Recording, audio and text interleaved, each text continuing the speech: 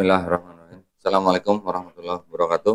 Waalaikumsalam warahmatullahi wabarakatuh. Alhamdulillah nahmaduhu wa nasta'inuhu wa nastaghfiruh wa na'udzubillahi min syururi anfusina wa min sayyiati a'malina may yahdihillahu fala mudhillalah wa may yudhlil fala hadiyalah.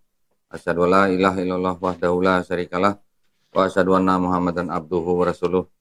Allahumma sholli wa sallim wa barik ala sayyidina Muhammadin wa ala alihi wa sahbihi ajmain. Amma ba'd. Alhamdulillah pada siang hari ini ya kita masih bisa berjumpa kembali.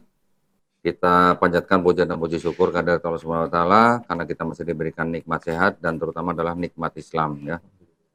Sekarang berarti pertemuan ke berapa? Empat ya. Empat ya. Baik, di dua pertemuan sebelumnya kita sudah membahas mengenai sejarah daripada Bani Israel dan juga perpecahan dalam Kristen. Kemudian yang sebelumnya kemarin terakhir sejarah mengenai Bible ya. Jadi kalian seharusnya sudah paham dari mana agama Kristen itu berasal, ya. Tidak jauh atau tidak terlepas dari kelompok Yahudi juga.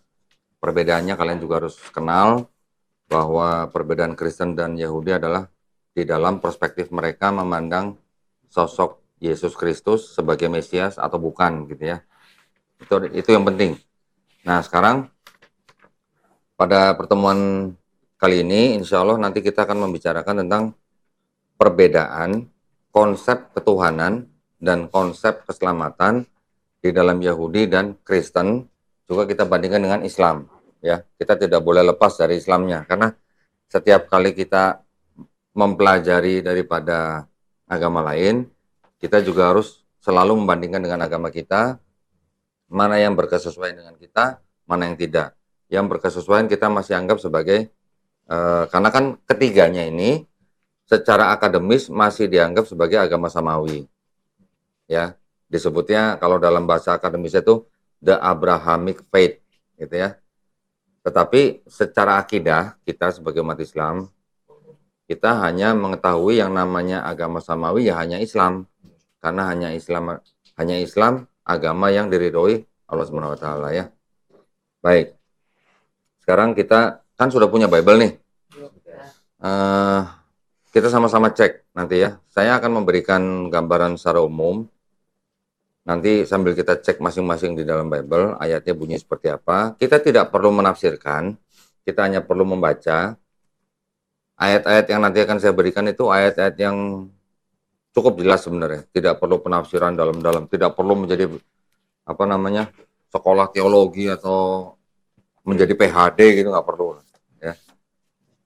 Baik, kita sudah mengenal bahwa di dalam Bible, terutama Bible-nya yang kalian beli ini kan Bible-nya Kristen kan, sudah kita ketahui bahwa ada dua bagian, ada Perjanjian Lama dan Perjanjian Baru ya.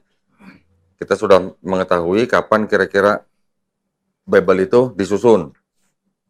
Kemudian asalnya Perjanjian Lama itu dari kitab apa dan punya siapa gitu kan.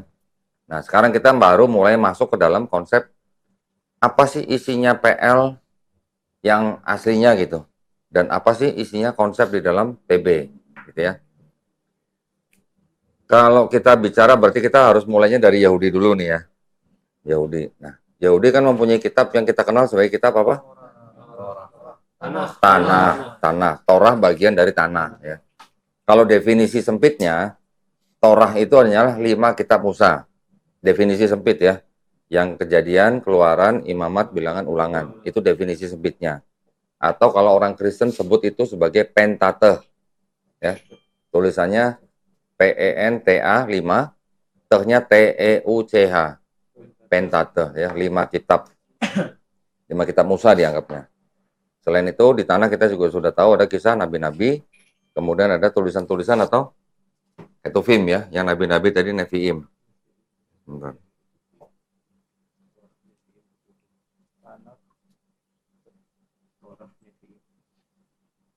Nah, oke, di dalam kan sudah pernah saya jelaskan bahwa di dalam kitab tanah yang kemudian diterjemahkan menjadi kitab apa? Septuaginta. Kemudian Septuaginta ini baru menjadi perjanjian lamanya orang Kristen. itu kan sudah ada perubahan. Sudah ada, kalau boleh dibilang itu distorsi gitu lah. Distorsi daripada makna di dalam tanah. Makanya tanah yang aslinya tidak ada berbicara mengenai Yesus, ya, menjadi seolah-olah berbicara mengenai Yesus gitu ya. Nah, sekarang sosok Yesus ini di dalam kitabnya orang Kristen itu kan dikatakan sebagai guru iya, manusia iya, nabi iya, tapi juga Tuhan gitu ya. Jadi Yesus ini adalah sosok dipercaya oleh kaum Kristen itu adalah sebagai Tuhan yang menjelma menjadi manusia gitu ya. Tenang dulu, nggak usah panas dulu gitu. Tuhan menjadi manusia mungkin atau tidak, udah itu biarin aja dulu, kita telan dulu aja. Ini kan kepercayaan saudara kita kan ya. Nah, terus kemudian dari sisi ketuhanannya, di perjanjian lama atau yang di tanah ini, ada nggak konsep Tuhan bisa jadi manusia? Gitu. Di dalam konsep Yahudi dan Kristen itu ada konsep yang disebut dengan teofani, ya, teofani atau boleh dicatat atau disebut dengan antromorfisme kalau nggak salah ya, antromorfisme kalau nggak salah, coba dicek. Jadi itu artinya adalah kejadian ilahi yang ditujukan kepada orang-orang yang terpilih gitu. Artinya dia bisa aja dia didatangi oleh malaikat, disebutnya malaikat Tuhan gitu ya. Orang yang didatangi ini tidak tahu bahwa yang datang itu sebenarnya malaikat, tapi dia memanggil malaikat itu sebagai Tuhan gitu. Karena dia nggak tahu itu malaikat atau bukan gitu. Nanti ada lagi kalimat-kalimat atau bahasa-bahasa di dalam tanah atau perjanjian lama itu memang sering menggunakan kalimat-kalimat yang alegoris. Tahu alegoris? Alegoris mungkin nggak tahu ya. Kalau saya bilang majasi baru tahu ya. Nah, alegoris dengan majasi itu sama sebenarnya.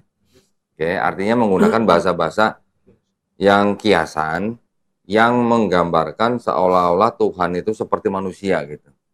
Tujuannya apa? Ya mungkin untuk memberikan pemahaman yang lebih mudah kepada manusia-manusia, terutama manusia-manusia zaman dulu gitu ya mungkin ya. Nah, jadi dengan alasan seperti itu, kekristenan menggunakan konsep ketuhanannya itu, yang mana kekristenan itu sangat dipengaruhi oleh ajaran Helenisme, ya Helenisme dari Yunani kuno, yang mana dewa bisa jadi manusia, digabungkan dengan bahasa-bahasa alegoris di dalam tanah, yang mana Tuhan mungkin bisa menampakkan diri, Tuhan yang kelihatan bulu pahanya, Tuhan yang kelihatan punggungnya, Tuhan yang bisa kedengaran derap kakinya, gitu. Itu selalu digabungkan menjadi konsep Tuhan, Sang Pencipta itu bisa menjadi manusia. Konsepnya begitu. Jadi ini ada gabungan nih. Gabungan antara kalimat-kalimat majasi Yahudi, yang Tuhan seperti dipersonifikasi gitu. Dipersonifikasi itu artinya seolah-olah dimanusiakan gitu lah ya. Itu digabungkan dengan konsep Helenisme Yunani kuno di mana dewa bisa menjadi manusia yang mirip-mirip seperti itu, digabungkan menjadi Kristen. Tetapi sebenarnya di dalam Yahudi itu tidak ada konsep Tuhan jadi manusia, nggak ada. Sama seperti di dalam Islam. Tidak ada rupanya, tidak ada wujudnya, tidak ada bentuknya, tidak ada sesuatu apapun yang menyerupainya. Sebenarnya gitu konsepnya Yahudi. Sama dengan Islam.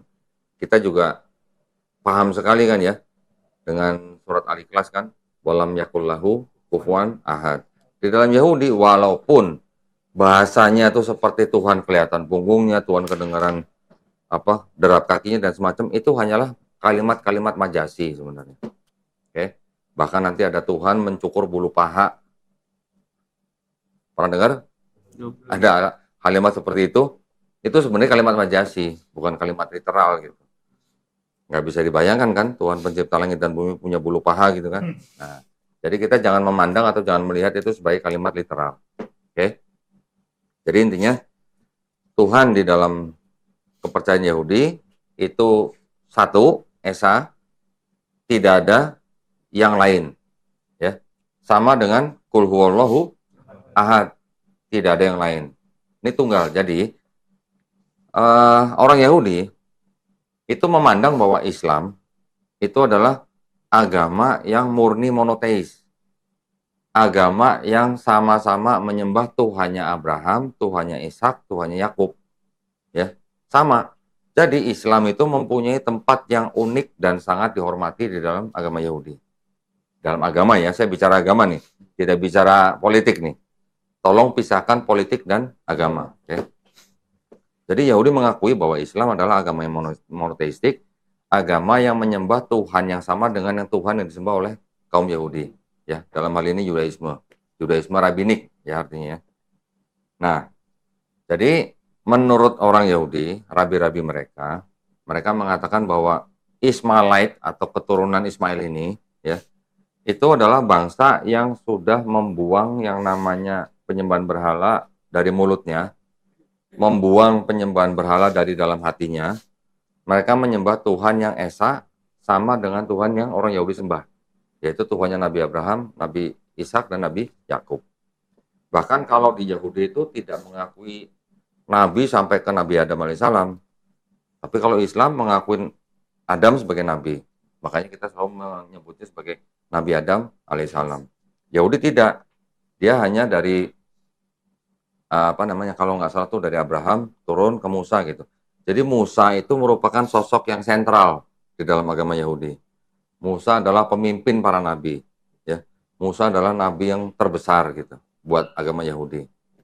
Kalau di dalam Islam kita tidak membeda-bedakan nabi-nabi yang diturunkan atau diutus oleh Subhanahu wa taala kan. Semuanya mempunyai kedudukan yang sama gitu. Ya. Khusus untuk Nabi Muhammad SAW karena memang beliau adalah memang sudah dipilih gitu ya. Sudah dipilih dari sebelum nabi-nabi, kita mengenal Nur Muhammad kan ya. Ya, jadi makanya kita selalu menyebutnya dengan Nabi Muhammad SAW. Nabi yang lain kita sebut dengan alaihi salam. Oke. Oke, sampai di sini. Lantas kita menyoroti nih ya. Sekarang kita akan menyoroti konsep ketuhanannya dan konsep keselamatannya. Konsep ketuhanannya di dalam agama Yahudi dikatakan bahwa Tuhan bukanlah manusia sehingga ia berdusta. Tuhan bukanlah anak manusia sehingga ia menyesalinya. Boleh dibuka Bilangan 23 ayat 19.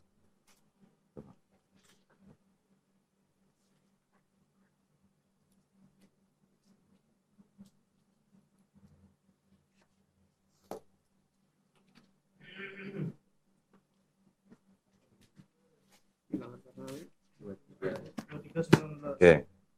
Pakai mic bacain.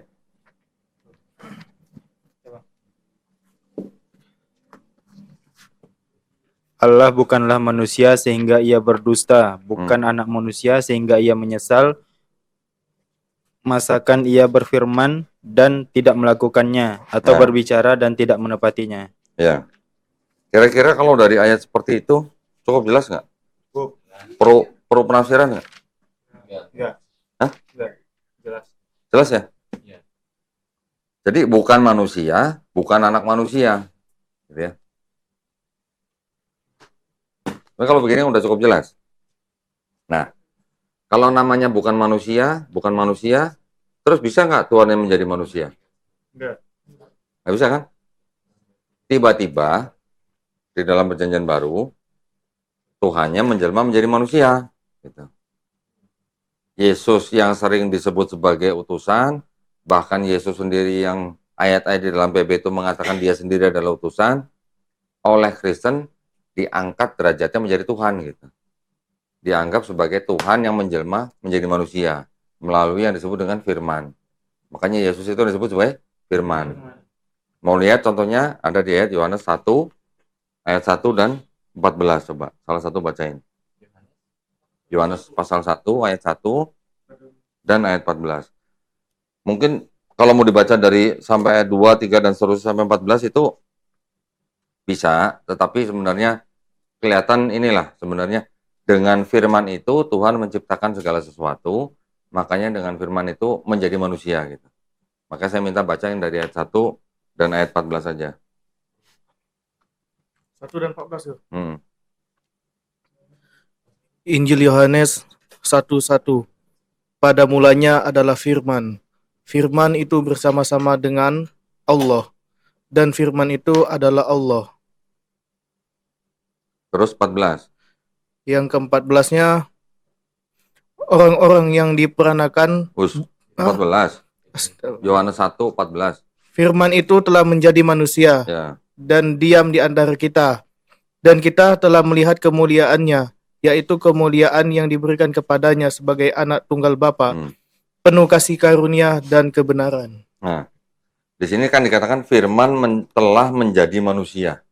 Ya. Jadi ada orang Kristen yang hampir menyamakan Kristen dengan Islam tuh begini. Kristen dan Islam tuh sebenarnya sama. Kalau di dalam Kristen, firman itu nuzul menjadi manusia atau menjadi Yesus gitu. Firman nuzul menjadi manusia. Ingat ya. Kalau di Quran kan firman nuzul menjadi Quran. Betul? Jadi dia mau bilang, dia mau menyamakan bahwa sama Kristen dan Islam itu sebenarnya adalah karena di Kristen firman nuzul menjadi manusia, di Islam firman nuzul menjadi Quran. Ada bedanya nggak kira-kira? Hah? Beda. Bedanya mana? Kalau Quran jadi pedoman, kalau Yesus Quran jadi? bedanya di Islam Quran firman yang turun itu jadi pedoman Al-Quran. Sementara kalau di Kristen firman yang turun itu disembah. Nah kalau Quran disembah nggak? Enggak. Nah itu bedanya. Jadi kita jawabnya juga harus gampang. Itu bedanya jauh, gitu ya. Kalau di Kristen firman menjadi manusia, manusia ini disembah menjadi Tuhan. Kalau di Islam firman nuzul menjadi Quran, Qurannya tidak kita sembah. Yang kita sembah adalah yang berfirman, gitu. Kan begitu. Firman itu adalah sifatnya. Kita tidak menyembah sifat, tetapi kita sembah adalah yang bersifat atau yang berfirman, gitu. Pertanyaannya bisa kita balik. Kalau Taurat firman Tuhan bukan? Menurut orang Kristen kira-kira. Firman dong. Kenapa nggak menyembah Taurat gitu? Betul? Ya kan? Kenapa firman menjadi manusia, manusia disembah? Kenapa firman menjadi Taurat, Taurat nggak disembah? Gitu. Kan gitu. Dan kita tidak mengikuti pola seperti itu, kita tidak menyembah Qur'annya. Yang kita sembah adalah yang berfirman atau yang menurunkan Qur'an gitu. Ya, paham bedanya ya. Jadi tadi sudah saya sedikit nih. Dalam Yahudi, Tuhan bukan manusia sehingga ia berdusta, Tuhan bukan anak manusia sehingga ia menyesal, tetapi di dalam Kristen, Tuhan yang punya firman itu, firmannya sudah menjadi manusia. Jadi Tuhan di dalam Kristen, Tuhannya menjadi manusia. Gitu. Oke?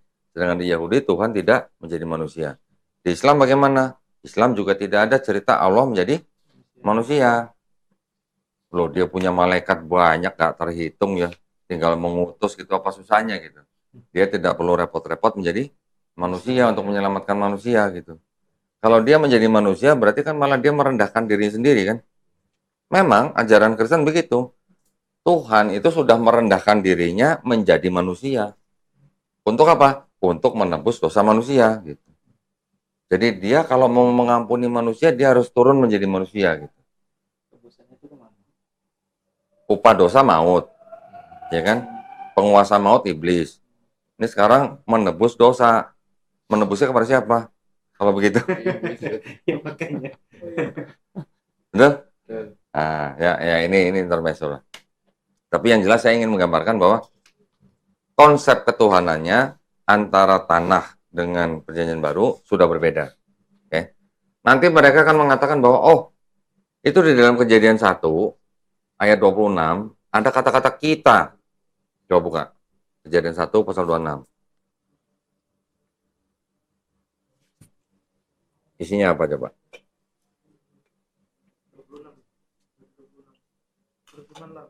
Kita menjadikan manusia. Baiklah.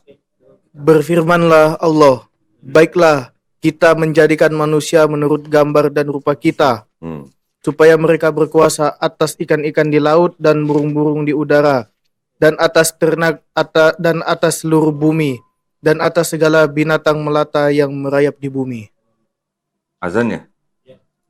Ya kita break dulu ya. Kita sholat asar dulu nanti, habis itu kita lanjutkan ya. Baik, bismillah ya, kita lanjutkan. Udah semua belum nih? Udah semua? Tadi sampai di apa? Kejadian 1:26 ya. Coba dibacain sekali lagi.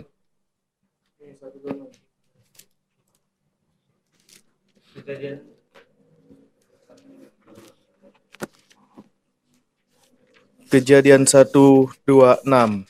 Berfirmanlah Allah, baiklah kita menjadikan manusia menurut gambar dan rupa kita, supaya mereka berkuasa atas ikan-ikan di laut dan burung-burung di udara, dan atas ternak dan atas seluruh bumi, dan atas segala binatang melata yang merayap di bumi. Nah, teman-teman yang Kristen itu menganggap di ayat ini ada kata-kata apa? Kita. Ya. Kita ini kan berarti mirip dengan kata kami. Ya, di Quran kan? Betul kan? Jadi mereka menganggap bahwa kata kita ini adalah jamak, ya, atau plural. Jadi mereka berpikiran bahwa kata kita ini di sini adalah sebagai indikasi adanya trinitas, gitu. Ada Tritunggal gitu. Begitu juga dengan kata roh yang ada di Kejadian 1 pasal 2, coba dibaca. Kejadian 1 pasal 2. Kejadian pasal 1 ayat 2. Pasal 1 ayat 2. Bumi belum berbentuk dan kosong, gelap gulita menutupi samudera raya, dan roh Allah melayang-layang di atas permukaan air. Di situ ada kata apa? Roh Allah. Roh. Ya, tulisannya roh Allah. Jadi mereka atau Kristen beranggapan bahwa Allah itu bentuknya roh gitu. Oke. Nah, sekarang saya akan berikan sedikit sanggahan gitu ya dari Yahudi bahwa yang diterjemahkan di sini menjadi kata roh itu berasal dari bahasa Ibrani dari kata ruah, ya, R-U-A-C-H gitu. Ruah itu memang kalau di dalam bahasa Ibrani itu artinya bisa pertama roh, kedua bisa angin, bisa kuasa, bisa kehadiran gitu. Oke. Di dalam kitab tanah, ya, kitab tanahnya orang Yahudi, kata yang sama yang ruah itu di sini diterjemahkan menjadi apa? The divine presence, kehadiran ilahi gitu. Tapi kalau di Bible Kristen diterjemahkan menjadi roh Allah. Kira-kira sama nggak kehadiran ilahi dan roh? Beda. Kalau kita Islam memandang bahwa roh itu adalah apa? Ciptaan daripada Allah kan? Bukan Allah itu sendiri gitu. Allah bukan roh. Tapi kalau Kristen menuliskan atau menerjemahkan menjadi roh Allah. Nah, jadi dengan hal-hal seperti ini, mereka menganggap bahwa Tuhan itu roh, makanya ada istilah Roh Kudus gitu. Roh Kudus itu akhirnya dianggap juga sebagai Tuhan. Makanya ada Bapa, ada Yesus atau anak, putra, ada Roh Kudus gitu ya. Ini berasal dari sini nih. Ada kata-kata Roh Allah, kemudian ada kata kita gitu. Nah, tadi Roh Allah tadi sudah saya jelaskan. Selanjutnya mengenai kata kita. Kata kita di sini menurut orang Yahudi, menurut perspektifnya orang Yahudi, kata kita di sini adalah yang dimaksud adalah siapa? Yaitu Tuhan yang Maha Esa berbicara kepada siapa? Kepada sidang ilahi. Sidang ilahi itu artinya apa? Jajaran malaikat-malaikatnya. Sama nggak dengan Islam? Kata kami. Sama nggak? Artinya apa kalau kami? Artinya apa? Kami itu siapa? Dengan siapa? Dan para malaikatnya. Jadi ada kesamaan. Di Yahudi dan Islam itu ada kesamaan. Kalau di Yahudi ada kata kita itu artinya Tuhan yang Maha Esa dengan jajaran malaikatnya. Kalau di dalam Islam kata kami itu artinya juga sebenarnya itu disebut sebagai plural majestic, jamak agung. Artinya tetap satu, artinya tetap Allah Subhanahu wa taala, tetapi kalau di dalam Quran menggunakan kata kami, artinya Allah melibatkan jajaran malaikatnya. Sama kan? Itu pengertiannya ya. Tapi kalau di Kristen, kata kita di sini, ini bukan Tuhan dan para malaikatnya, tetapi ini dianggap sebagai bukti bahwa ada kejamaan yang esa di dalam Perjanjian Lama. Bedanya di situ ya. Buktinya mana? Sidang ilahi. Buka di Mazmur 82. Mazmur 82 ayat 1.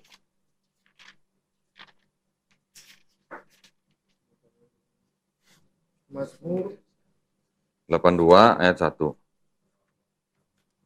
82 ayat 1. Allah berdiri dalam sidang ilahi, di antara para Allah ia menghakimi. Nah, di sini jangan bingung kalau ada kata Allah dengan huruf A besar dan huruf A kecil. Ya, yang dimaksud di sini Allah berdiri dalam sidang ilahi itu, menurut perspektifnya orang Yahudi, sidang ilahi itu adalah jajaran malaikatnya, jajaran malaikat Tuhan yang Maha Esa, gitu ya. Sampai sini paham ya? Ini kita membahas perbedaan-perbedaannya dulu, supaya kita tidak bingung nanti pada waktu kita masuk ke ranah kritik teks, gitu. Oke? Para Allah ini malaikat. Ya, dianggapnya begitu. Jadi kata Elohim sendiri, Elohim di dalam bahasa Ibrani itu artinya bisa Allah yang palsu, bisa Allah yang asli gitu. Ya. Bisa dipakai untuk Allah yang tunggal, juga bisa dipakai sebagai Allah yang jamak. Jadi pengertiannya begitu. Jadi Musa sendiri itu juga disebut sebagai Elohim di sini bahasa aslinya. Ya. Oke. Sampai di sini mungkin sebelum saya lanjutin ada pertanyaan? Bisa diulang? Yang mana? Yang tadi, Semua. Bukan yang huruf kapital, Allah menggunakan kapital dan Ya. Kalau di sini menggunakan kata Allah dengan A besar, itu artinya dia menggunakan atau diterjemahkan dari kata Elohim, ya, yang artinya Allah yang tunggal, yang esa. Tetapi kalau ada kata Allah yang kecil, dia menggunakan istilahnya seperti kata Elohim itu yang bisa diartikan untuk Allah yang palsu, juga untuk Allah yang asli, juga bisa diartikan sebagai Tuhan yang jamak dengan Tuhan yang tunggal gitu. Paham ya? Nanti kalau kita udah masuk ke dalam kritik teks, nanti kita akan bisa membedakan. Kita sebenarnya tidak setuju, ya, Islam tidak setuju, sebagian besar maksudnya, dengan penggunaan kata Allah di dalam Bible, yang mana penggunaan kata Allah di dalam Bible itu kebanyakan, ya, dari kira-kira lebih dari 6.000 kata Allah yang di dalam Bible bahasa Indonesia yang Kristen, menggunakan kata Allah itu sebagai sebutan umum atau gelar, ya, atau istilahnya generic name. Tetapi sebaliknya kalau di dalam Islam, kata Allah sendiri itu adalah apa? Nama daripada Rob kita, gitu. Kamus Besar Bahasa Indonesia mendefinisikan kata Allah itu adalah apa? Nama Tuhan dalam bahasa Arab, Maha Pencipta, ya, yang Maha Penyayang dan Maha Pengasih. Jadi ditujukan Allah itu adalah nama daripada Tuhan, satu-satunya Tuhan yang Maha Pencipta. Bedanya di situ. Jadi kalau di Islam, Allah itu adalah nama daripada Tuhan. Kalau di dalam Bible-nya orang Kristen, Allah itu adalah sebutan umum. Contoh kayak Presiden Jokowi itulah. Yang sebutan umum yang mana? Presiden. Yang Jokowi apa? Hah? Nama orangnya. Nah, kalau Allah di dalam Islam itu seperti kata Jokowinya. Tetapi kalau kata Allah di dalam Bible itu menjadi kata presidennya, gitu. Sebutan umumnya, gitu ya. Bedanya di situ ya. Oke, sekarang kita akan masuk satu-satu. Tadi kan kita bicara bahwa kita akan membicarakan tentang konsep ketuhanan dan keselamatannya, ya kan? Coba ditampilkan, Ri, ini di sini. Nah, kita lihat nih ya, ada Yahudi, Kristen, dan Islam. Kita sudah mempelajari bahwa di dalam Yahudi kitabnya adalah Tanah, ya kan? Tanah itu adalah Torah, Nevi'im, Ketuvim. Ini yang disebut dengan Bible Yahudi. Ini ya. Kemudian di Kristen, Tanah ini menjadi Septuaginta, diterjemahkan ke dalam bahasa Yunani, kemudian dijadikan Perjanjian Lama. Setelah itu Perjanjian Lama ditambah dengan Perjanjian Baru menjadi Bible Kristen. Oke? Kalau di Islam kita hanya satu, Al-Quran. Kemudian ada konsep Mesias. Ini kita sembari pengantar lah ya. Sebelum kita masuk dalam konsep ketuhanan dan keselamatannya. Di dalam Yahudi, Kristen, dan Islam itu ada konsep Mesias. Tetapi kita pelajari nih, kita lihat dulu nih. Kalau di dalam Yahudi, imam itu Mesias itu bisa imam, bisa raja, bisa nabi. Artinya yang diurapi. Oke? Dan di dalam Tanakh itu ada Mesias yang nanti akan datang. Tapi dia belum pernah datang, terus pergi, datang lagi, bukan begitu konsepnya. Mesias yang dijanjikan di dalam Tanakh itu adalah yang belum datang, yang nanti dia akan datang setelah di dunia tidak ada perang, setelah di dunia itu semua sudah mengenal Tuhan Yang Maha Esa, setelah di dunia itu bangsa Israel sudah kembali ke tanah kelahirannya, dan bait suci yang ketiga sudah dibangun gitu. Ini menurut keyakinan orang Yahudi. Di dalam Kristen, yang disebut dengan Mesias atau yang dijanjikan itu adalah Yesus Kristus itu sendiri. Yesus Kristus itu sendiri adalah Tuhan yang menjelma menjadi manusia, disebut Kristus atau Mesias, dan dia akan datang lagi. Ya. Jadi kan kalau di dalam Kristen kan Yesus sebagai Mesias sekaligus Tuhan sudah datang dengan misi menebus dosa manusia, sudah mati di atas kayu salib, kemudian bangkit di hari ketiga, kemudian diangkat ke langit ya, bukan ke surga ya. Nanti akan datang lagi gitu. Ya. Beda kan dengan yang di Yahudi ya. Kalau di dalam Islam kita juga mengenal istilah Al-Masih. Al-Masih ini juga artinya Mesias atau dalam bahasa Yunaninya Kristus. Sama artinya yang diurapi. Tetapi di dalam Islam kita memahami kata Al-Masih ini. Al-Masih ini hanya sebagai gelar untuk Nabi Isa karena dia diberikan mukjizat dengan cara mengusap. Ya, pernah dengar kan begitu kan? Orang sakit diusap sembuh, orang mati diusap bangkit kembali. Kita mengakui bahwa Nabi Isa Al-Masih diberikan kekuatan atau mukjizat oleh Allah Subhanahu wa taala untuk membuat mukjizat atas izin Allah Subhanahu wa taala. Oke. Sebagian besar Islam juga meyakini bahwa Nabi Isa Al-Masih akan datang kembali. Betul? Untuk apa? Memerangi Dajjal, membunuh Dajjal. Kemudian mematahkan salib. Kemudian membunuh babi. Ini dua kalimat ini tolong dipelajarin lagi artinya ya, maknanya ya. Bukan secara literal cari babi dibunuh, disembelih gitu bukan. Tapi ini ada arti yang lain gitu. Artinya ini apa? Menjawab fitnah yang ditujukan kepada beliau gitulah. Jadi istilahnya ini sebenarnya ditujukan kepada kaum yang memfitnah beliau menjadi Tuhan sesembahan gitu ya. Oke, di dalam Yahudi mereka beribadah di sinagog, rumah ibadat mereka, Kristen di dalam gereja, Islam di dalam masjid.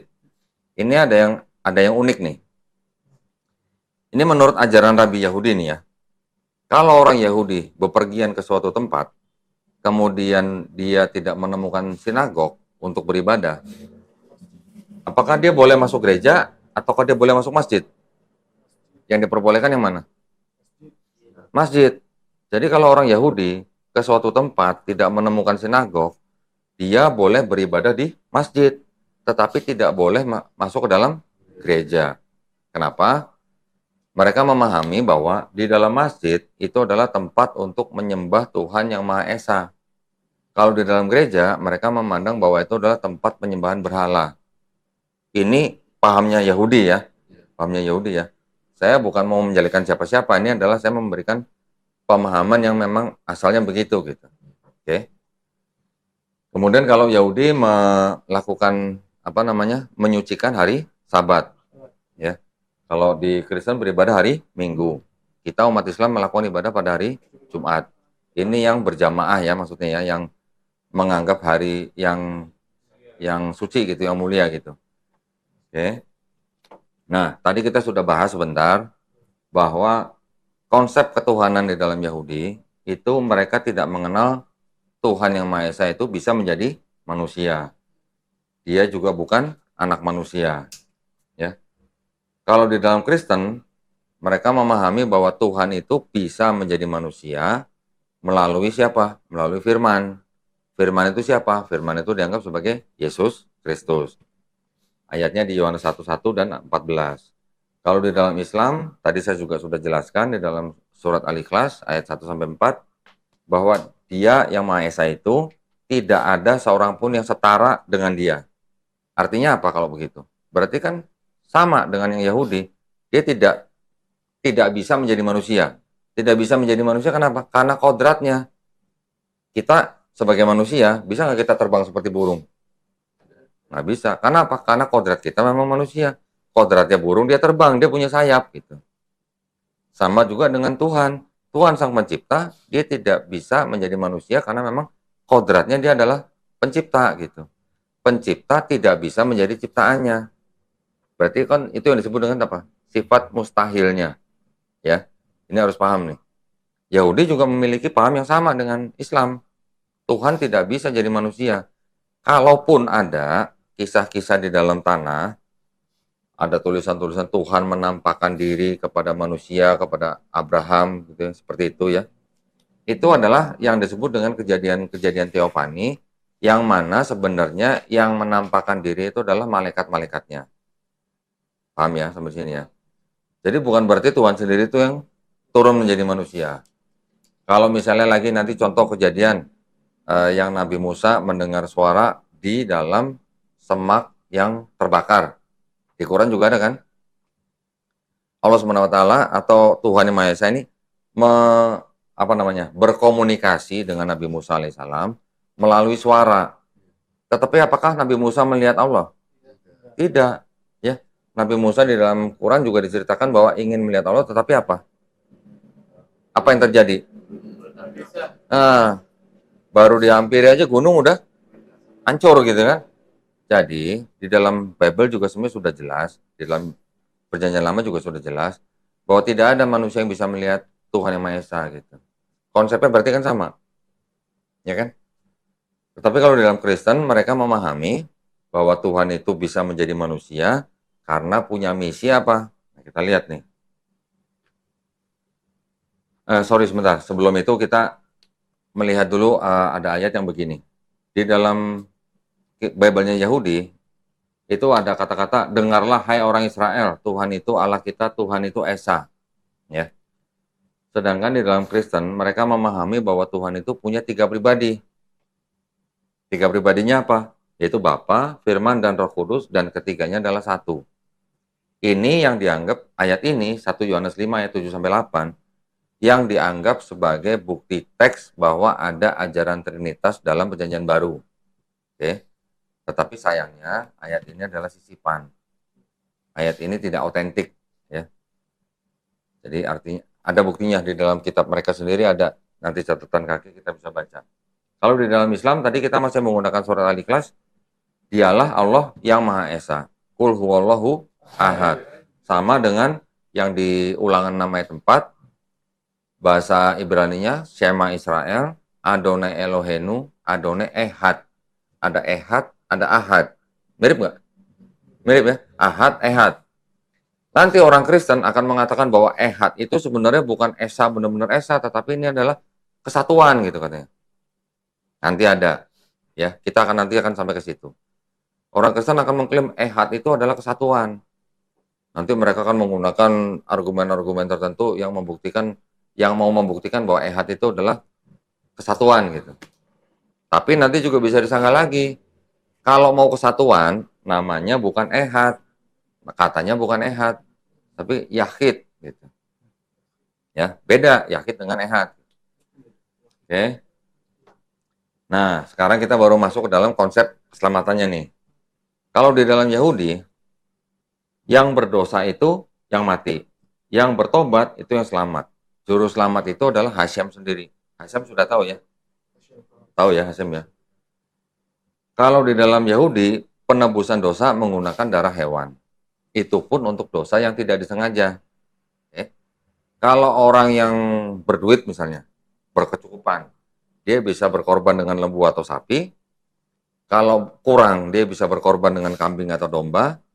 Kalau kurang juga duitnya, dia bisa berkorban dengan burung tekukur. Bahkan kalau dia nggak bisa beli burung tekukur, dia bisa mengganti dengan tepung terigu. Ya, dengan tepung terigu, mereka bisa melakukan ritual penebusan dosa gitu. Oke. Dan di dalam Yahudi, di dalam tanah, tidak ada konsep mengorbankan anak manusia atau manusia gitu. Jadi, penebusan dosa di dalam Yahudi tidak ada menggunakan darah manusia. Oke. Sedangkan di dalam Kristen, dipercayai bahwa manusia itu sudah berdosa karena dosa yang dilakukan oleh Adam dan Hawa. Dosa yang dilakukan oleh Adam dan Hawa ini menjalar kepada setiap keturunan manusia. Gitu ya. Sehingga manusia tidak bisa menyelamatkan dirinya sendiri, maka perlu ditolong oleh Tuhan Yang Maha Esa untuk turun menjadi manusia, menjadi juru selamat. Dengan cara apa? Mati di atas kayu salib. Ya. Ini yang menjadi perbedaan utama nih antara Yahudi dan Kristen. Tetapi kan menjadi timbul banyak masalah gitu. Ya. Masalahnya apa? Terus kalau begitu dari Adam sampai Yesus yang menyelamatkan siapa? Oh, itu dengan darah hewan selamat. Tetapi setelah kedatangan Yesus, semua manusia setelahnya hanya bisa selamat dengan darah Yesus. Berarti ada apa?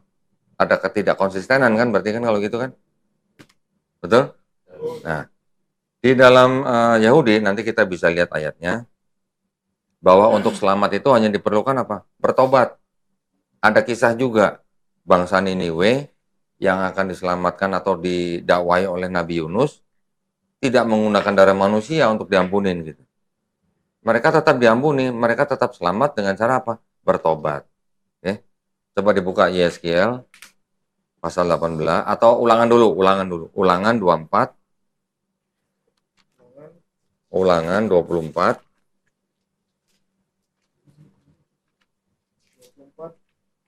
ayat 16. Pakai mic. Janganlah ayah dihukum mati karena anaknya, janganlah juga anak dihukum mati karena ayahnya. Setiap orang harus dihukum mati karena dosanya sendiri. Nah, jelas kan? Karena Perlu dosanya ditafsirkan? Nah ya. Buka lagi di Yeskiel.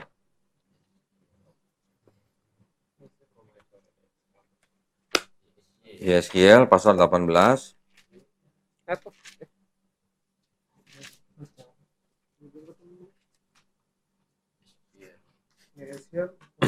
Yeskiel 18.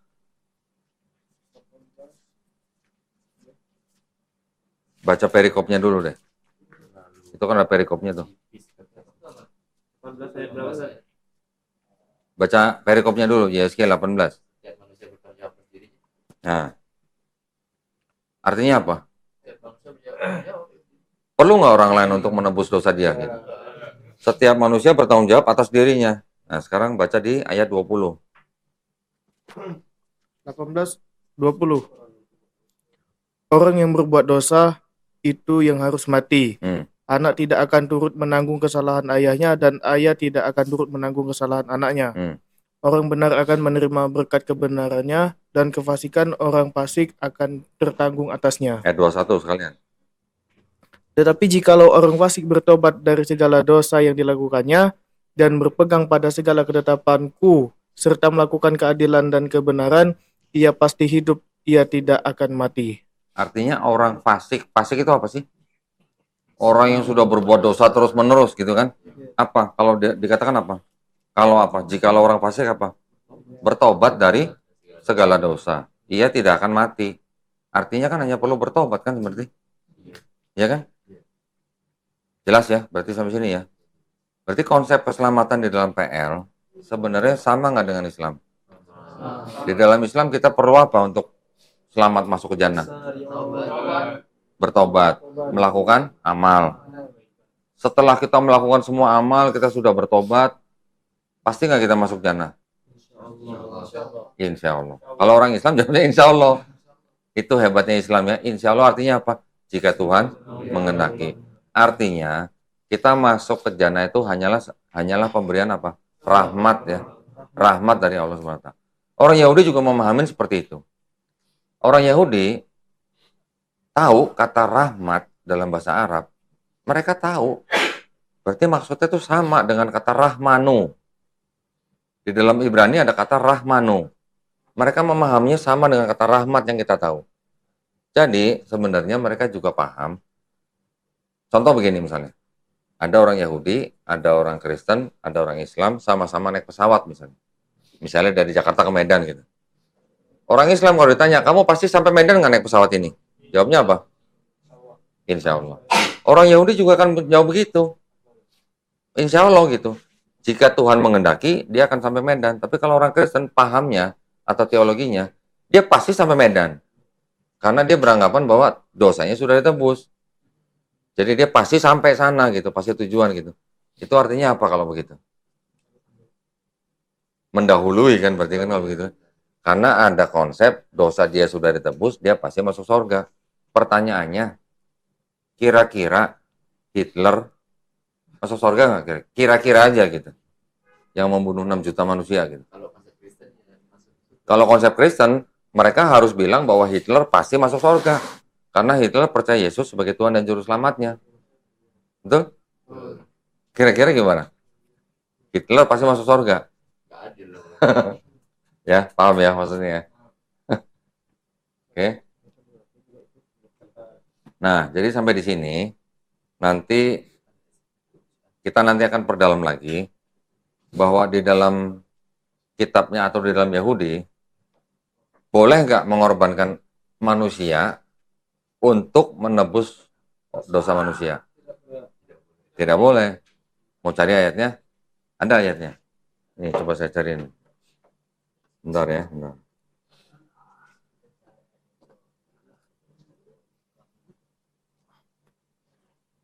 Sementara itu buka dulu Ibrani 9 ayat 22.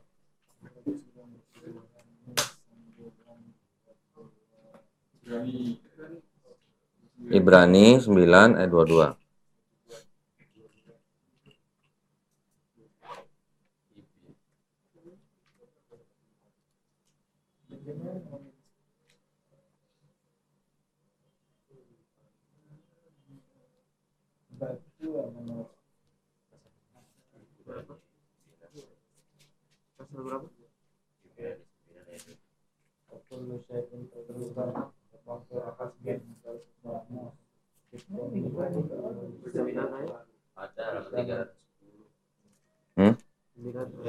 Ibrani 9 ayat 22.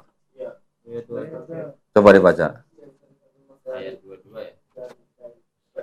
Dan hampir segala sesuatu disucikan menurut hukum Taurat dengan darah, dan tanpa penumpahan darah tidak ada pengampunan. Nah, tanpa penumpahan darah tidak ada pengampunan. Darah apa maksudnya?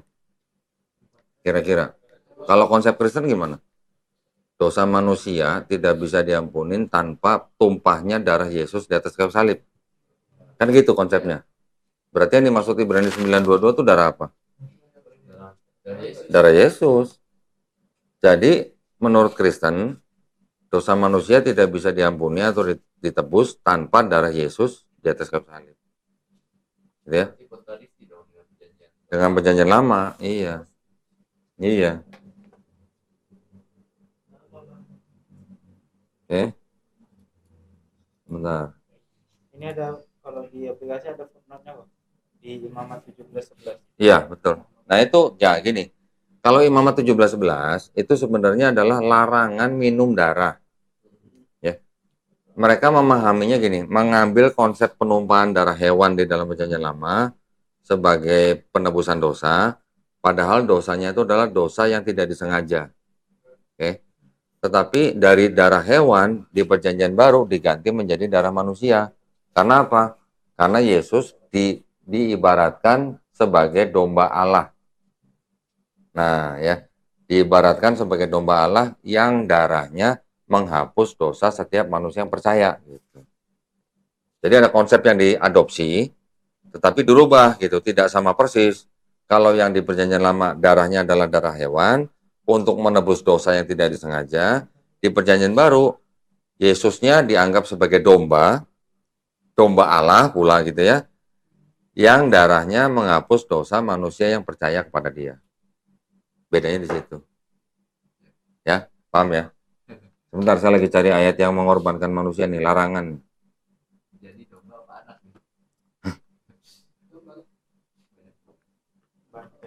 Sebentar, sebentar.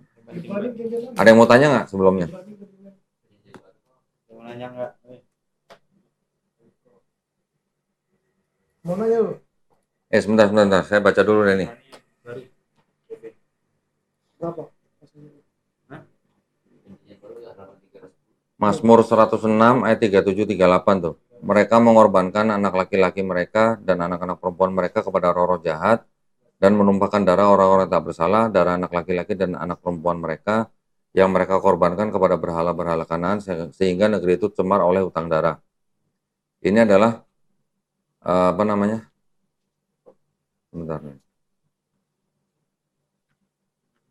Ini adalah tindakan-tindakan yang tidak berkenan di mata Tuhan gitu, mengorbankan manusia gitu ya. Tutup dulu, Rik.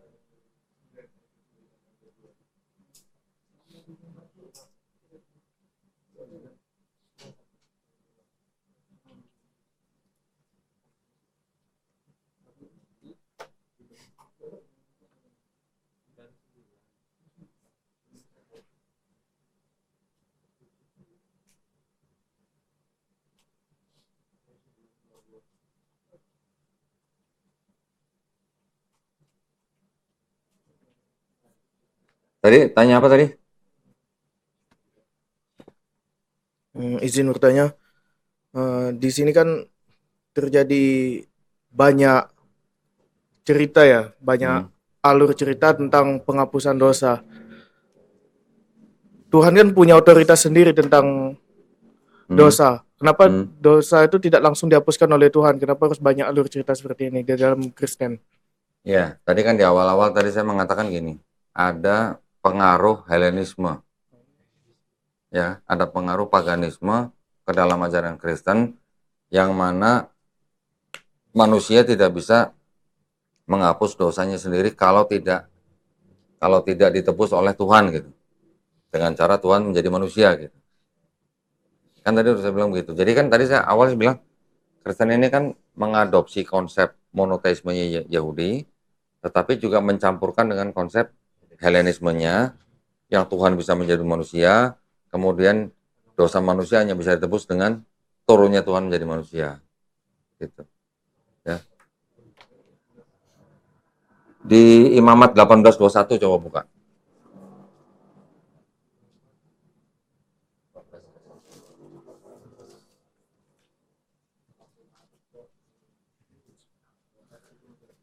Jadi ironisnya begini, di dalam perjanjian lama itu mengorbankan manusia itu dilarang. Tetapi di perjanjian baru tiba-tiba Yesus yang mati di atas kayu salib dianggap sebagai pengorbanan manusia untuk keselamatan manusia gitu. Ironis kan berarti. Imamat 18:21. Janganlah kau serahkan seorang dari anak-anakmu untuk dipersembahkan kepada Moloch, Nah, supaya jangan engkau melanggar kekudusan nama Allahmu. Akulah Tuhan. nah, ya kan? Nggak boleh kan? Mengorbankan manusia kan nggak boleh. Moloch itu dewa. Kan kita sudah mempelajari kan sejarah bangsa Israel kan. Ratusan bahkan 1000 tahun lebih mereka berada di bawah penguasaan bangsa lain. Dari mulai Mesir, kemudian mereka keluar menjadi bangsa merdeka, kerajaannya pecah menjadi dua, masuk kerajaan Assyria, dikuasai oleh Babilonia, digantikan oleh Persia, digantikan oleh Yunani, digantikan oleh Romawi. Semua bangsa-bangsa yang menguasai mereka, itu semuanya bangsa yang monoteis atau bangsa yang pagan? Pagan semua gitu. Ribuan tahun, jadi istilahnya mungkin nggak kalau yang namanya di bawah penguasaan bangsa asing yang ternyata mereka pagan, mungkin nggak ada orang-orang Yahudi terpapar. Pastilah. Belum lagi asimilasi kan.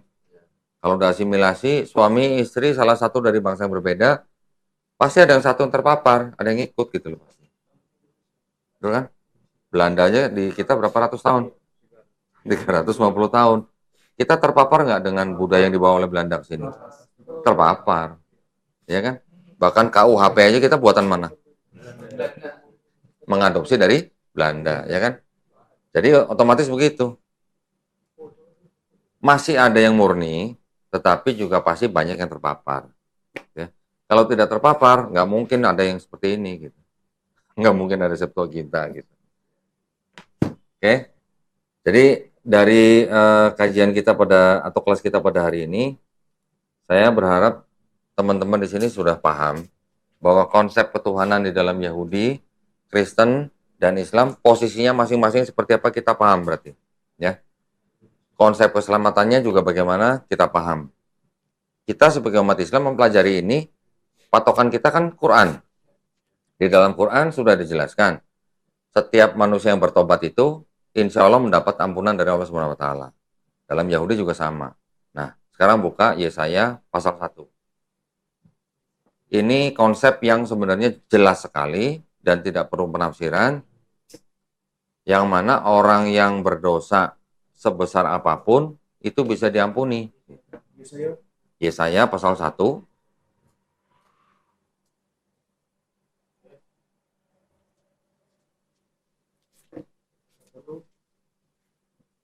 ayat 16 sampai 18. Basuhlah, bersihkanlah dirimu, jauhkanlah perbuatan-perbuatanmu yang jahat dari depan mataku. Berhentilah berbuat jahat. Yang ke-17, belajarlah berbuat baik, usahakanlah keadilan, Kendalikanlah orang kejam, belalah hak anak-anak yatim, perjuangkanlah perkara janda-janda.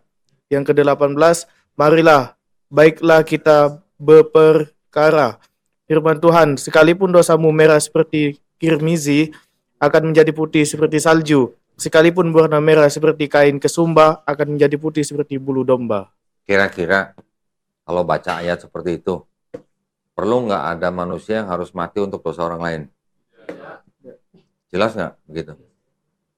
Jikalau dosamu apa? Merah seperti kirmizi, akan menjadi putih seperti salju. Kalau di dalam Islam, dosa manusia yang sebanyak buih di lautan, bisa diampuni nggak? Harus ada yang mati nggak untuk kita? Tidak. Jadi sama kan dengan itu kan? Kalau merah seperti kirmizi itu bisa digambarkan kurang lebih sama dengan dosa yang sebanyak buih di lautan. Kan begitu? Ya. Jadi dengan membaca begitu, sebenarnya di dalam kitabnya orang Yahudi yang dipakai oleh Kristen, yang ditempelkan dengan perjanjian baru mereka, sebenarnya antara perjanjian lama dan perjanjian baru ini konsep keselamatannya berbeda, konsep ketuhanannya juga berbeda. Betul nggak? Sampai di sini paham ya? Ada pertanyaan? Kira-kira? Padahal di dalam Kristen sendiri, dari satu Bible yang sama, ada timbul aliran Trinitarianisme. Kita sudah belajar kan? Pertemuan yang kedua. Ada timbul aliran Unitarianisme. Ada timbul aliran Oneness misalnya. Itu aja udah timbul 3 aliran dari satu Bible yang sama. Berarti satu Bible ini dipahami berbeda oleh kelompok yang berbeda gitu kan. Ada pertanyaan? Kira-kira silakan.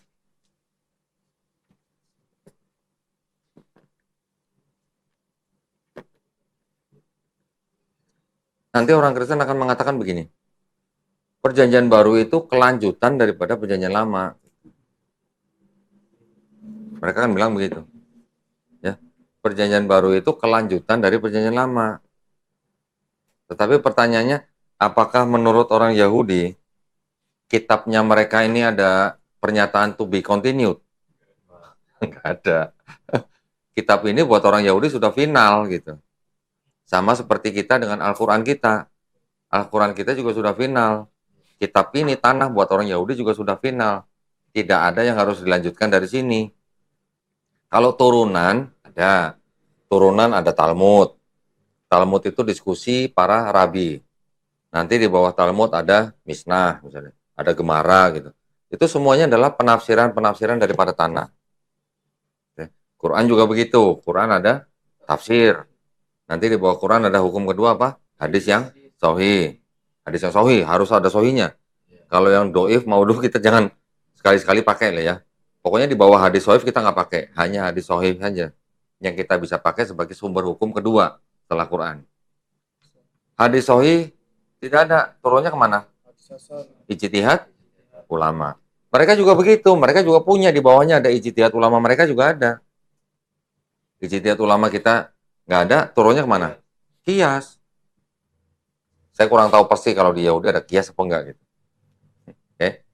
Tapi sebenarnya urutannya sama. Ada kitab suci, ada tafsir, ada ijtihad ulama, ada kias. Saya nggak tahu yang di Yahudi ini. Tapi kalau di Kristen, ada tafsir nih, ini tafsir nih. Tapi penafsiran itu berbeda-beda, sehingga dari satu kitab menimbulkan aliran yang berbeda-beda. Bahkan waktu pertemuan kedua kita sudah melihat apa? Perpecahan denominasinya sampai begitu banyak, hanya gara-gara masalah-masalah kecil, timbul aliran ini, timbul aliran ini. Ke bawahnya begitu banyak sampai kita sendiri bingung gitu melihatnya. Kalian yang baca aja bingung, apalagi saya yang bikin gitu. Ya. Kalau nggak ada pertanyaan, saya akan tampilkan sedikit mengenai. Satu lagi kok. Silakan. Kenapa Tuhan di dalam agama Kristen ini harus membuang darahnya sendiri, sedangkan di dalamnya ada surat pengampunan dosa. Ada apa? Surat pengampunan dosa. Surat pengampunan dosa kan adanya cuma di Katolik. Ya, di Kristen Katolik itu. Terus? Kan kenapa harus membuang-buang darah Yesus itu sendiri kalau di dalamnya ada surat pengampunan dosa, tinggal hapus dosanya seperti itu. Iya. Ya, surat pengampunan dosa itu kan yang memang diprotes oleh pendiri Protestan, Martin Luther. Jadi kalau sebenarnya sih kurang ada hubungannya ya.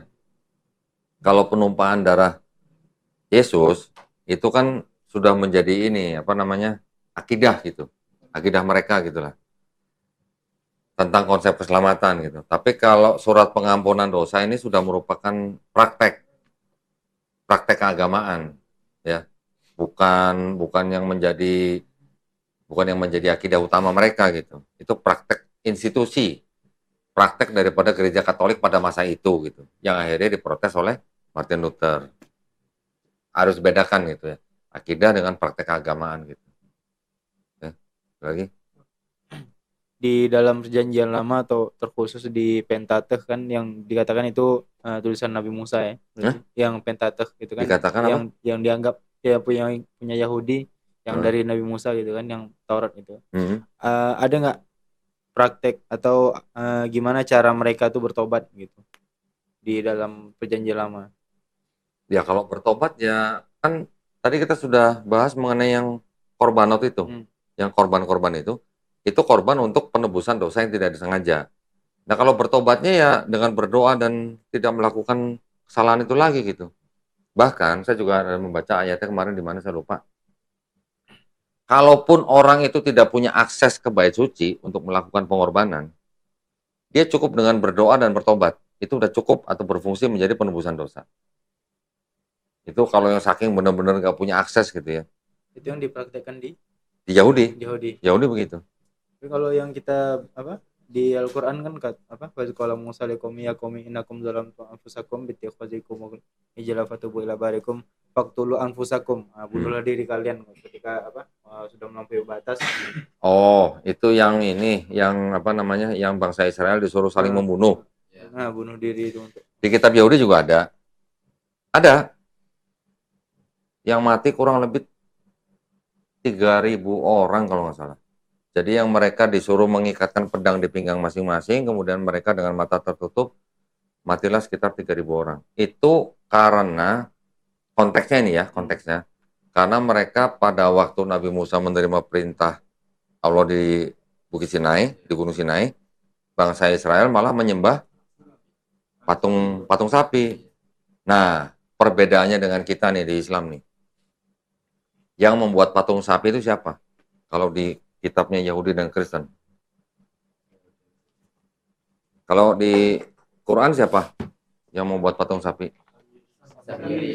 Musa Samiri. Namanya ada Musanya. Musa Samiri namanya. Ada. Samiri ini dari mana kira-kira? Apakah dia benar-benar murni bangsa Israel juga? Ya, orang Mesir. Jadi ini apa namanya? Pendapat ya. Pendapat dari beberapa ahli bahwa Samiri ini adalah sebenarnya aslinya dia orang Mesir. Tapi mungkin karena dia sudah menikah dengan Bani Israel, dia menjadi ikut bangsa Israel keluar dari Mesir. Dia sudah terbiasa menyembah patung. Kan Mesir kan memang bangsa yang menyembah patung kan. Karena dia ngikut bangsa Israel, dia mungkin nggak sabar atau bagaimana. Dia yang membuat patung sapi untuk disembah. Tetapi kalau di dalam kitab tanah dan iya istilahnya udah menjadi kitab Bible-nya orang Kristen dan Yahudi, yang membuat patung sapi itu siapa? Nggak ada yang tahu? Nabi Harun. Nabi Harun alaihissalam. Yang kita sebut Nabi Harun alaihissalam, di Bible mereka diceritakan dialah yang membuat patung sapi berhala itu. Nauzubillah min dzalik tuh. Bagaimana coba? Sekarang kalau kita membayangkan sebuah kisah seorang nabi yang menjadi utusan Allah malah membuat patung untuk disembah. Kira-kira pertanyaannya kan gini, apakah Allah salah pilih nabi gitu? Gitu kan? Kok bisa gitu nabi utusan Allah malah dia yang membuat patung sapi berhala? Memang ceritanya dia didesak oleh Bani Israel. Didesak. Ini kelamaan nih, Nabi Musa belum turun-turun gitu ya. Terus kita gimana gitu? Didesak oleh Bani Israel, akhirnya disuruh mengumpulkan perhiasan-perhiasan emas, dikumpulkan, dilebur menjadi emas, dibuatlah patung sapi berhala. Alasannya Nabi Harun hanya dia dipaksa oleh Bani Israel. Iya, di kitab ini. Tapi ini Nabi loh, gitu. Ini Nabi, gitu loh. Apakah Tuhan salah pilih Nabi atau gimana? Coba, ya.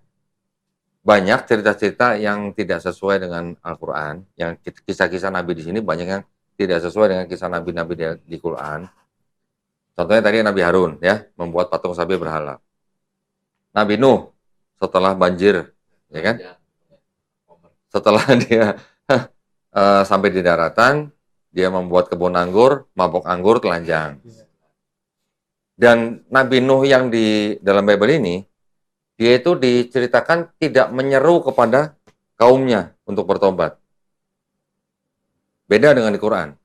Kalau di Quran, Nabi Nuh ini menyeru kepada kaumnya untuk bertobat.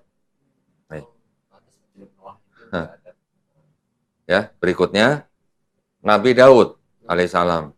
Di Bible diceritakan apa? Berzina. Sama Binor. Binor tuh apa? Binor. Istri daripada panglimanya sendiri kan. Kemudian panglimanya ditaruh di barisan paling depan biar cepat mati, setelah mati baru dinikahin. Jadi artinya Nabi berzina sama Binor. Apa? Berarti kan bunuh orang juga kan? Bener Nabi itu gitu. Ada tulisannya Nabi loh, itu Nabi Daud loh padahal loh. Tapi dengan kelakuan seperti itu kan tadi kita jadi nanya, apakah Tuhan salah pilih Nabi gitu? Belum lagi nanti anaknya Nabi Daud, Nabi Salomo. Kita mengenal dengan Nabi Sulaiman alaihissalam. Nabi Salomo ini diceritakan pernah musyrik. Pernah menyembah Tuhan yang lain gitu. Pernah menyekutukan Tuhan gitu. Apa iya Nabi pernah begitu? Bisa begitu? Apa boleh? Belum lagi Nabi Lot atau Nabi Lut alaihissalam. Di Bible diceritakan setelah Sodom dan Gomora dihancurkan, Nabi tersebut selamat dengan dua putrinya. Kemudian dua putrinya ini memberi anggur kepada ayahnya, mabok, ditidurin, dua-duanya hamil oleh ayahnya sendiri. Kira-kira gimana? Nabi loh. Berikutnya ada Nabi Ayub. Ya, Nabi Ayub kan kita semua tahu lah ceritanya lah, ya kan? Diuji dengan segala macam penderitaan, hartanya diambil, keluarganya meninggalkan, dikasih penyakit. Nabi Ayub menyalahkan Tuhan di Bible, menyalahkan gitu. Kalau di Quran bersabar. Ya, bahkan Nabi Ayub, Nabi Zulkarnain, Nabi Ismail alaihissalam disebut sebagai orang-orang yang sabar. Gelar, dikasih gelar gitu ya. Orang-orang yang sabar gitu. Di Bible, Ayub menyalahkan Tuhan karena menguji dia gitu. Berarti menghujat kan? Jadi banyak cerita-cerita yang diluruskan di dalam Quran. Kisah nabi-nabi yang seperti itu di dalam Bible ini diluruskan oleh Quran. Ya. Ada pertanyaan lagi? Baik kok, yang Ya kan hak mereka. Ini kan hak mereka. setelah kita mendengarkan penjelasan tentang penyeleweng-penyeleweng kisah-kisah Nabi, apakah ada juga yang sesuai dengan cerita di dalam Al-Quran yang ada di kitab mereka itu? Ada Ada juga ya? yang sesuai ada. Ya, contoh seperti apa ya? Satu lagi tadi yang dikoreksi oleh Quran ya. Satu lagi saya tambahkan. Kalau di Quran Nabi Musa tangannya putih kan katanya? Ya, kalau dari Apa? Itu apa? Putihnya itu apa? putih bercahaya. Iya, kenapa? Penyakit atau bukan? Bukan. Bisa. Kalau di sini di Bible Nabi Musa dikatakan tangannya putih karena kusta. Belum pernah dengar kan? Oke, pertanyaannya tadi, apakah ada yang sama? Ada, masih ada yang sama, ada. Jadi, tidak semua yang di dalam sini ini semuanya sudah berubah. Masih ada yang sama dengan Quran. Ya, contohnya misalnya apa? Nabi Yunus yang dimakan ikan besar. Gitu ya. Sama, di Quran juga ada. Apalagi Ceritanya apalagi mungkin yang sama ya. Nabi siapa? Siapa? Zakaria. Ya, itu juga sama. Masih ada lah cerita-cerita yang sama masih ada. Tidak semuanya, Bli. Oke. Cuman kan sayang banget gitu loh. Nabi perbuatannya tidak seperti Nabi gitu. Ya kan? Kalau di kita di Islam, kita memandang Nabi itu adalah orang-orang yang apa? Maksum bukan? Maksum. Dipilih gitu loh. Masa ya Allah milih orang yang nggak gimana ya? Nggak tega ngomongnya sebenarnya. Iya kan? Nah itu makanya. Ya, ya, tapi nggak apa-apa, ini kan dokumen orang lain. Ini kan kitab orang lain. Mereka mau percaya itu ya, ya, itu hak mereka. Oke, ada lagi? Apa? Bintang?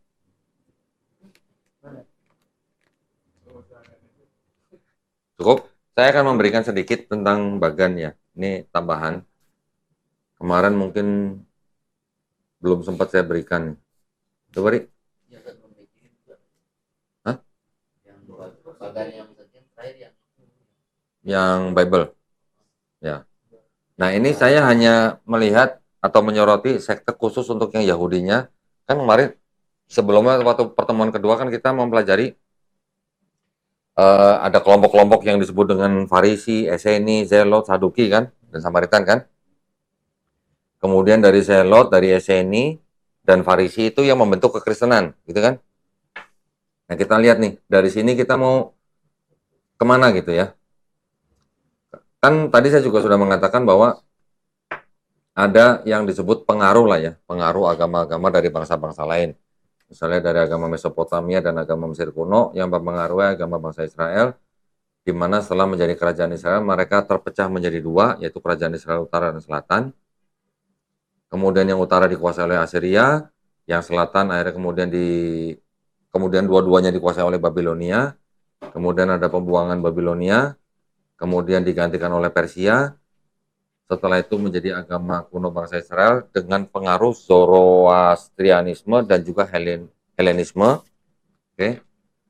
Ini dipercaya ada orang-orang yang tidak ikut pembuangan Babilonia, itu yang orang-orang disebut orang-orang negeri atau people of the land itu yang membangun bait lain di Gunung Gerizim yang disebut dengan kelompok Samaritan. Ya kita sudah sempat ya kemarin belajar kan.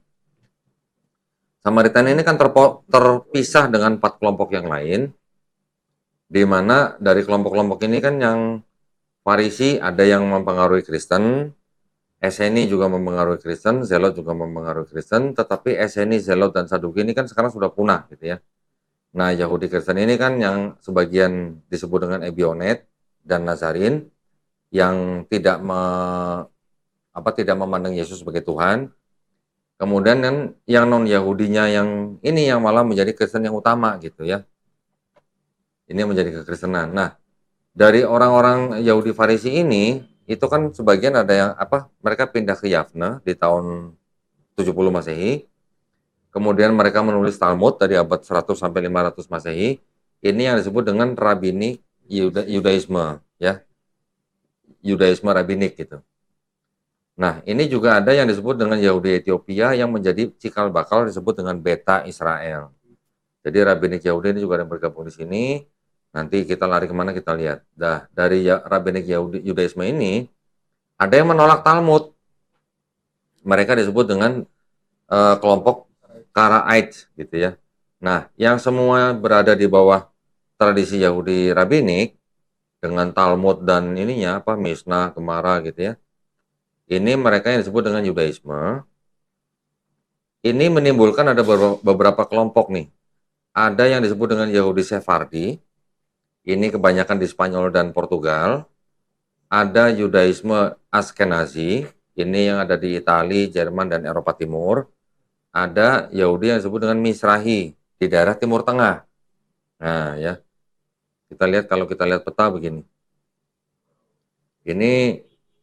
Ini daerah, ini laut Mediterranean ya. Ini Spanyol di sini nih. Kalau yang Misrahi ini di Timur Tengah nih ya, Palestina dan daerah lainnya. Kalau Sephardi itu yang di daerah Spanyol. Yang terkenal Rabi Yahudi dari Sephardi itu adalah Rabi Maimonides. Rabbi Maimonides ini yang mengatakan kalau orang Yahudi pergi ke suatu tempat tidak nemu sinagog, boleh beribadah di masjid. Oke. Kemudian ada lagi Rabbi Rashi, ini juga sangat terkenal, sangat dipengaruhi, sangat berpengaruh. Ini di daerah Eropa bagian utara. Nah, sebagian dari Yahudi Sephardi ini pindah ke Timur Tengah. Gitu ya. Kalau Yahudi yang Askenazi dari Eropa Utara itu berpindah akhirnya sampai ke Italia dan sampai ke Rusia gitu. Yang Askenazi. Ya. Oke, jadi kita balik sini lagi. Kalau yang Sephardi ini sebagian migrasi ke Amerika. Ya, Sephardi ini sebagian migrasi ke Amerika menjadi komunitas Yahudi Amerika. Yang Askenazi yang kembali ke Timur Tengah ini kalau yang Sephardi yang kembali ke Timur Tengah juga menjadi Sephardi bergabung dengan yang dari Mizrahi. Oke. Yang Sephardi ini nanti di Israel menjadi apa kita lihat. Tetapi yang Askenazi ini itu ada yang namanya gerakan atau pergerakan Hasidik kira-kira di abad ke-18 Masehi. Mereka pecah menjadi Yahudi non-Hasidik yang disebut dengan Misnagdim dengan Yahudi Hasidik. Oke. Yang dari Misnagdim ini turun menjadi disebut gerakan pencerahan Yahudi masih di abad 18.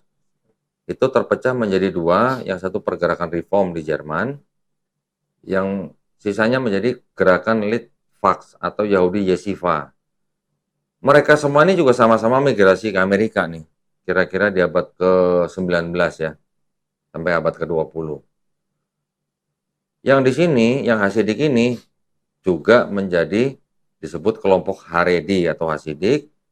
Yang dari Litvak ini sebagian juga menjadi Haredi tapi non-Hasidik, sebagian menjadi Ortodok modern, yang dari Reform Jerman sebagian menjadi Yudaisme Reform, sebagian menjadi Yudaisme non-Reform.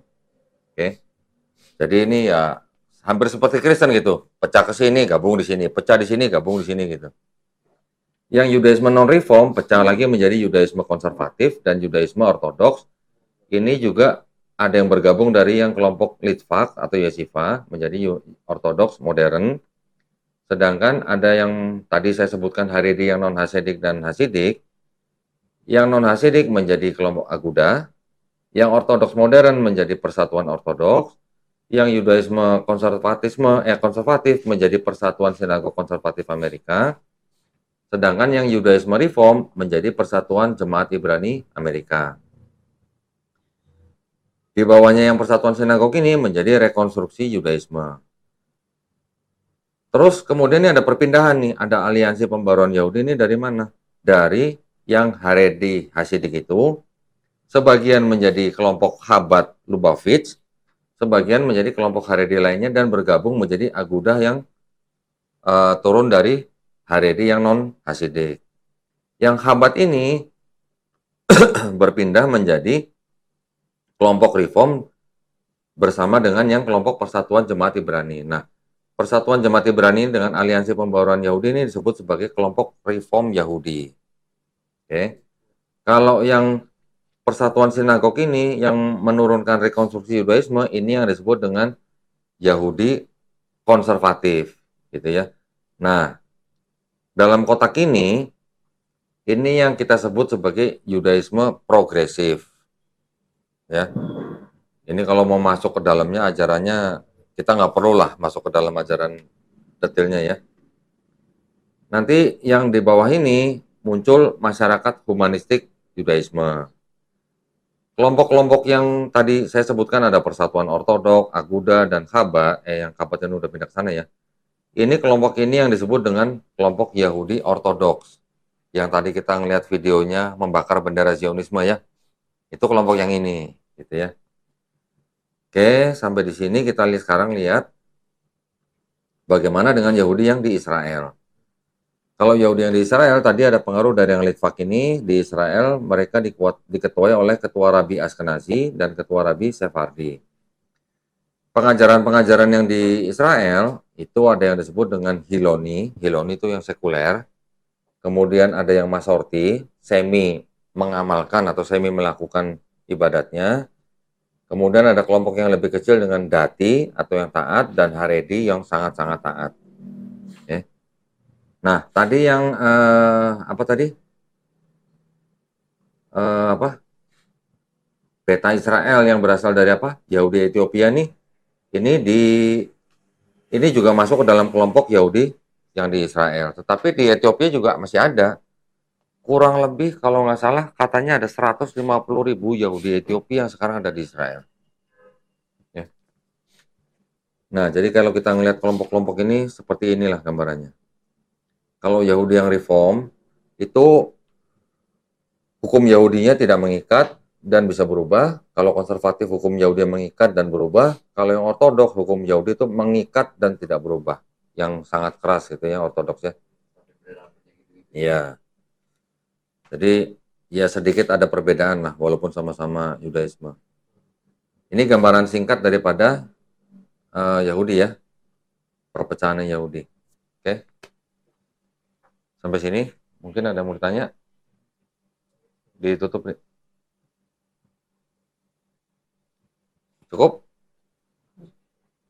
Di sini ada tanya? Saya kan pernah baca ada buku yang jelaskan sekarang itu, nggak sekarang sih, beberapa tahun silam itu kan ada Yahudi yang Cina, Yahudi yang itu masuknya dari yang Separdi tadi atau yang mana? Iya, jadi karena namanya Yahudi kan memang sudah diaspora. Nggak usah Cina, Jepang aja ada, Iya, Korea aja maksudnya ada, Indonesia aja ada gitu. Iya, maksudnya yang negara-negara lain selain yang dari sana itu. Pertanyaannya apa? Ya itu yang dari aliran yang Separdi atau asimilasi dari yang lain. Mereka tidak tergolong Sephardi atau Askenazi karena kan mereka tinggal di Asia kan. Tetapi kalau mereka nanti mengikuti aliran yang mana gitu. Alirannya mah bisa tergantung dari komunitas masing-masing daerah. Kalau Yahudi yang Cina itu sebutnya Yahudi Kaifeng. Mata sipit-sipit, tapi Yahudi gitu. Di Jepang juga begitu, di Korea juga ada. Nggak semua, istilahnya hampir semua tempat lah ada Yahudi pasti. Di Indonesia banyak di Manado. Karena mungkin bawaan dari dulu penjajah Belanda masih ada yang punya darah Yahudi, asimilasi dengan penduduk Manado, melahirkan orang-orang yang masih punya darah Yahudi. Tapi darah dari istilahnya kalau dari sekarang tuh mereka menelusurinya dari nenek gitu ya. Dari nenek mereka gitulah. Yang menikah dengan mungkin tentara Belanda gitu yang masih punya darah Yahudi gitu. Ya, mereka menerapkan, cuma tinggal tergantung mereka mengikuti aliran yang mana, mau yang ortodoks, yang reform atau yang konservatif gitu. Tapi tidak bisa disebut sebagai Askenazi atau Sephardi karena mereka tidak tinggal di daerah Timur Tengah atau di Eropa gitu. Kalau yang Sephardi dan Askenazi itu tadi hanya dikenal karena berdasarkan wilayah tempat tinggalnya gitu. Gitu. Ya. Oke. Nah, jadi saya berpesan begini. Di dalam mempelajari Yudaisme, kita harus memisahkan dari politik ya. Ya. Kita jangan memandang Zionis itu sama dengan Yahudi yang sedang kita pelajari gitu. Zionisme itu murni politik. Kalau kita bicara agama berarti kita bicara Yudaisme, bukan Zionis gitu. Zionis tidak ada hubungannya dengan agama. Ya. Ada mau tanya? Di luar topik juga boleh.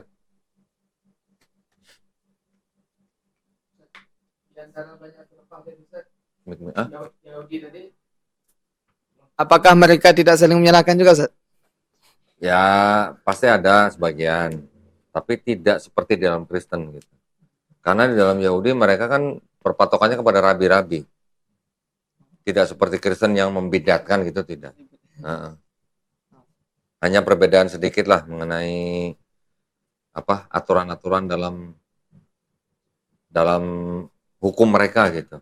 Karena di dalam Talmud pun kan itu namanya diskusi para rabi. Ada yang setuju, ada yang tidak setuju. Berarti kalau ada perbedaan kan berarti tidak mungkin semuanya benar. Gitu. Jadi patokan Yahudi nanti bukan kepada istilahnya perbedaan itu, tetapi kebalikan kepada hukum yang di atasnya gitu. Kalau hanya tafsir sama juga kayak kita lah. Di Islam kan juga tidak semuanya sependapat. Ya kan? Makanya ada ijtima ulama tapi juga ada yang menyelisih kan. Tapi bukan berarti kalau masih sama-sama dalam Ahlus Sunnah wal Jamaah, terus kita memidahkan atau kita mengkafirkan, itu nggak boleh. Silakan yang lain. Apalagi sampai mengkafirkan gitu. Di luar topik juga nggak apa-apa.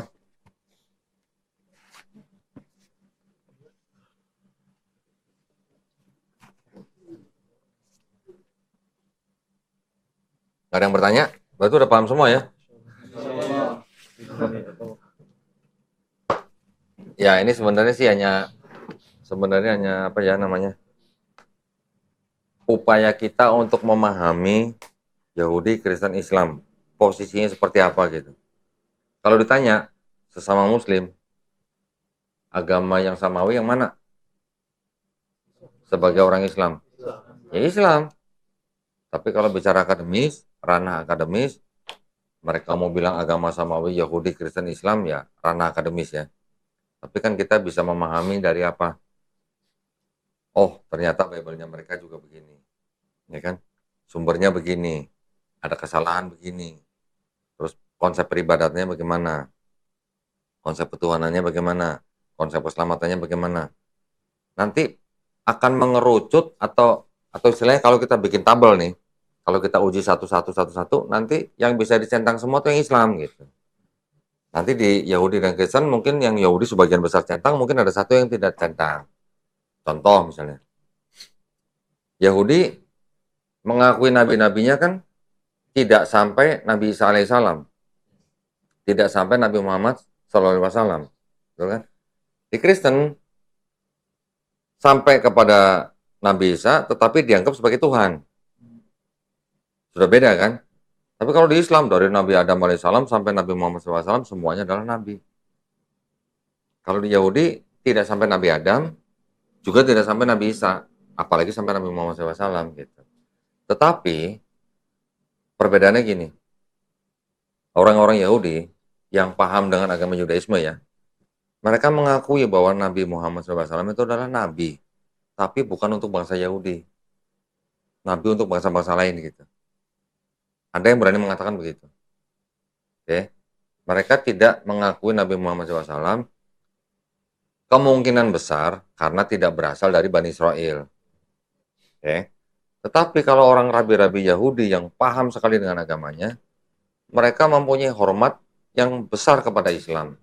Kenapa? Rabi Yahudi bilang begini, lihat aja dalam Quran, ya, 25 nabi disebutkan dalam Quran, berapa orang yang dari Israel? Hampir semuanya kan dari Bani Israel kan. Jadi mereka menganggap nabi-nabi yang dari Bani Israel itu sama dengan nabi-nabi mereka imani gitu.